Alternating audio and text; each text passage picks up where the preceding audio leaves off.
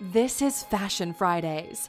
Every Friday, we present you with a fashion icon or topic. Today we're looking at 15 things you didn't know about Calvin Klein. Welcome to alux.com, the place where future billionaires come to get inspired. Hello, Aluxers. Today we're going to be talking about the hugely successful fashion brand Calvin Klein.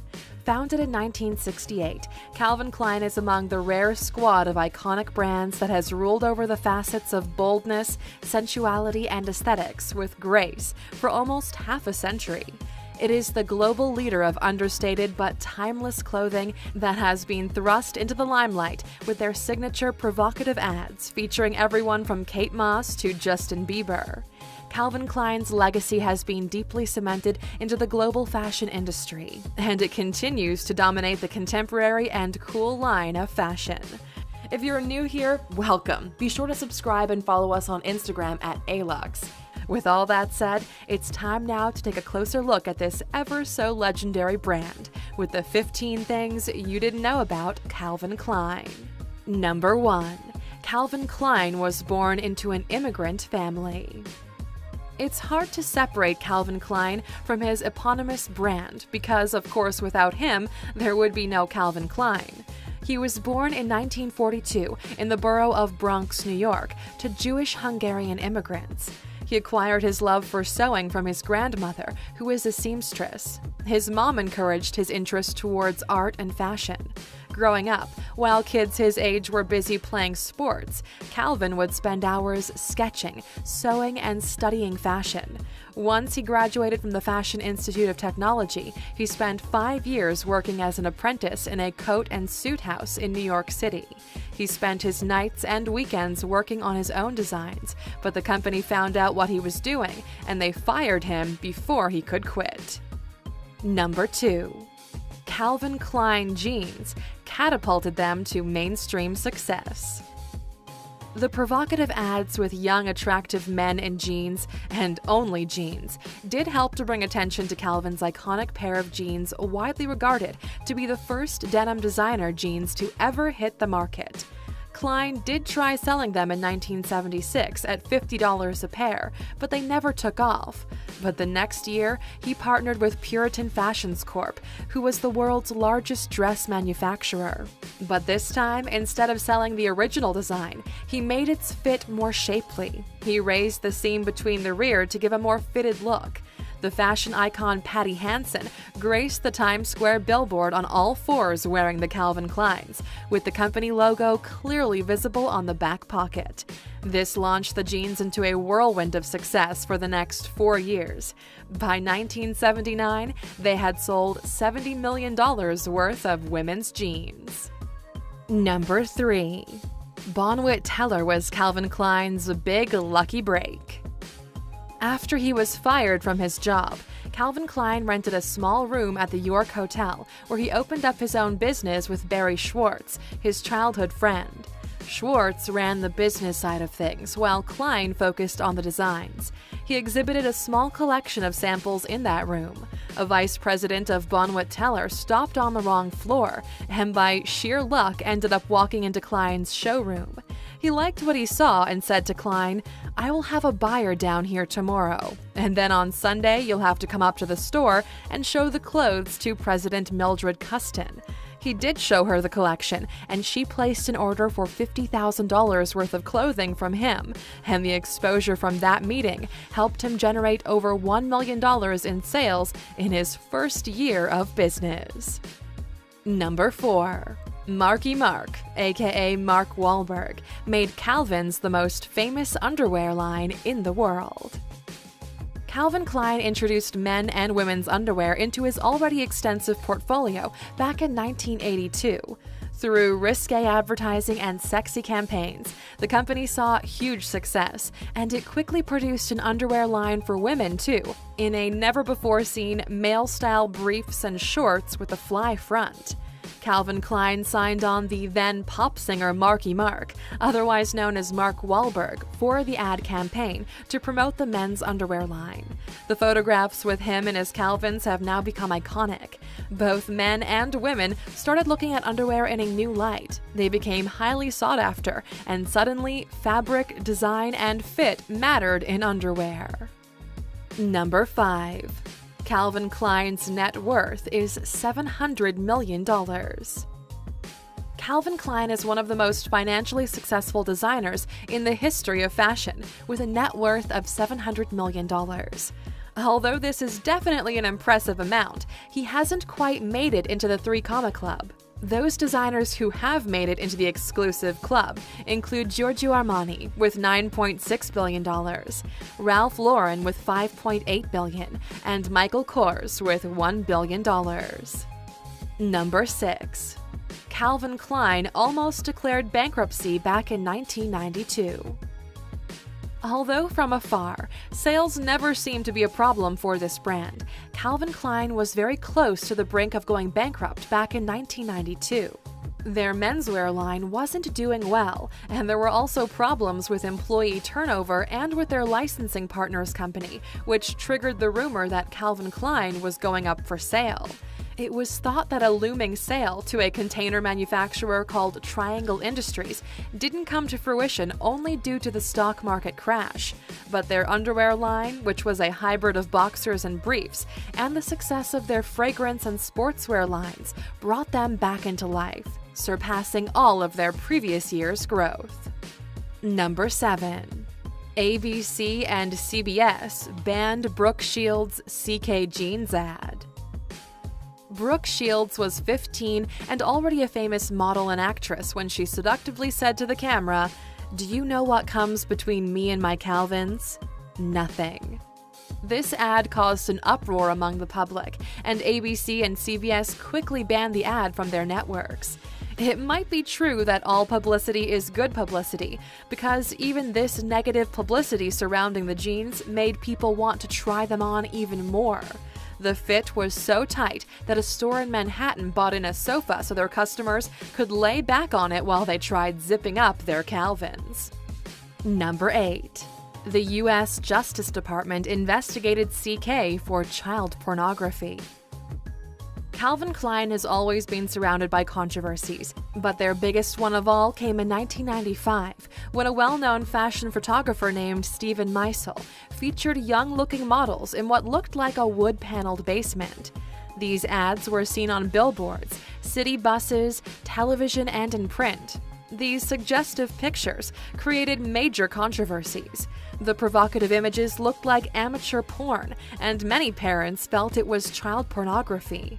Because of the high volumes of complaints, the U.S. Justice Department looked into whether the company had violated any laws, but they found the brand had not used any underage models in their shoots.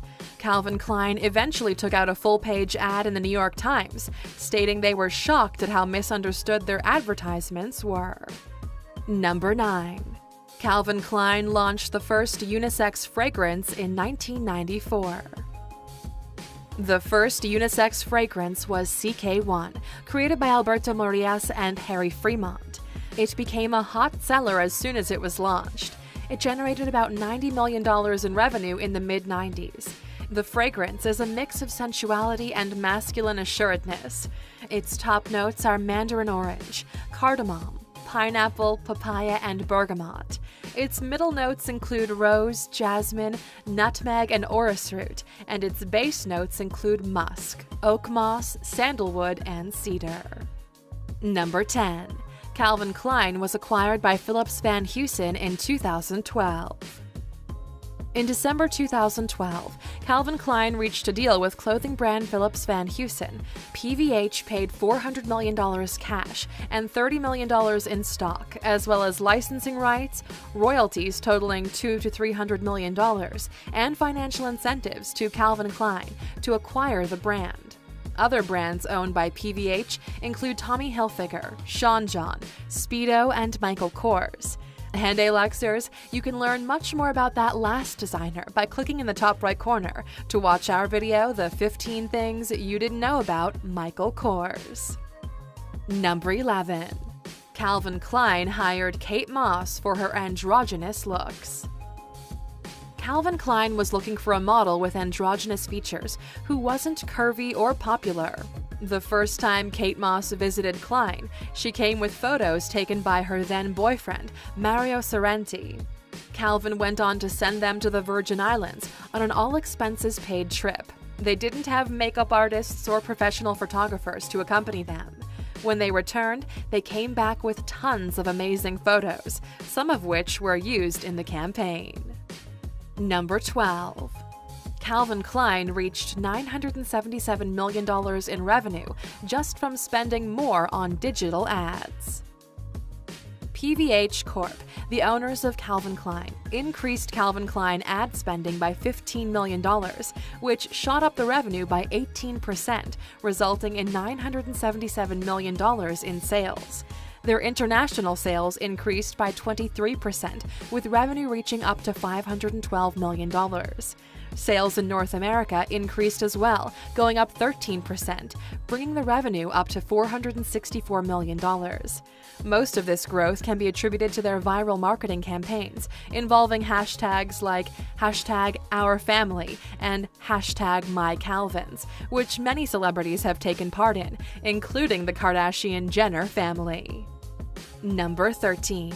Calvin Klein built a glass and concrete mansion for $75 million.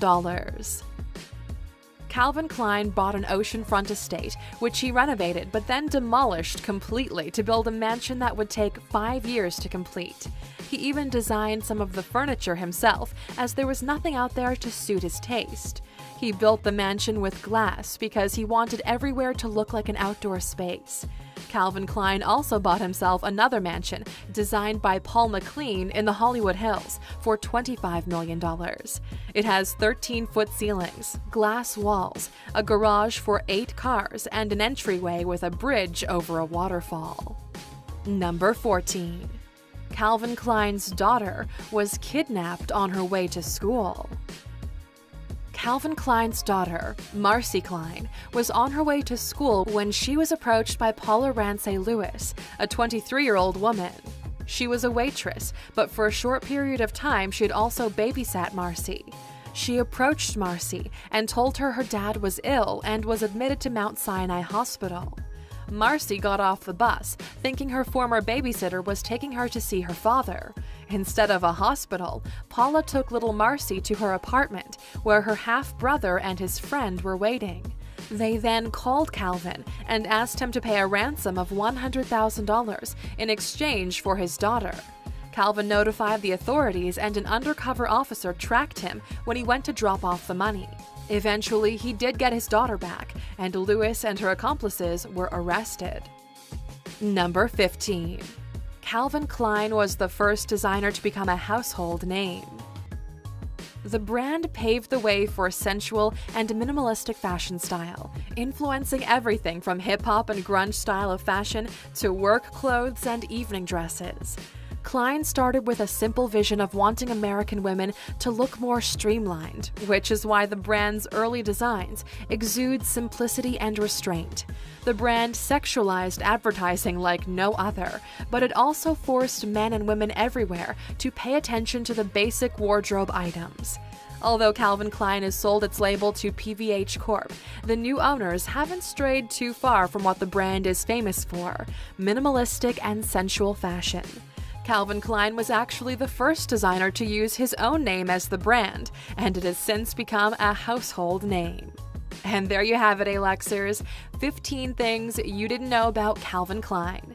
Now that you've learned some more about the designer, we'd love to know. Do you think that Calvin Klein's brand will continue to survive after its founder passes away? Let us know what you think in the comments. And as always, for sticking with us until the end, you know you get a bonus. Here it is. Number 16.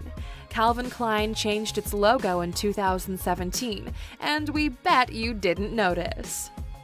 The change to Calvin Klein's logo in 2017 was subtle, but it was a huge deal considering that Calvin Klein's logo had not been changed since its inception. It used to be that only the letters C and K were in capitals, But in an attempt to make the logo even more modern, Calvin Klein's new chief creative officer, Raf Simons, added a subtle spin of freshness to the logo by capitalizing all of its letters. Thank you for spending some time with us, A-Luxers.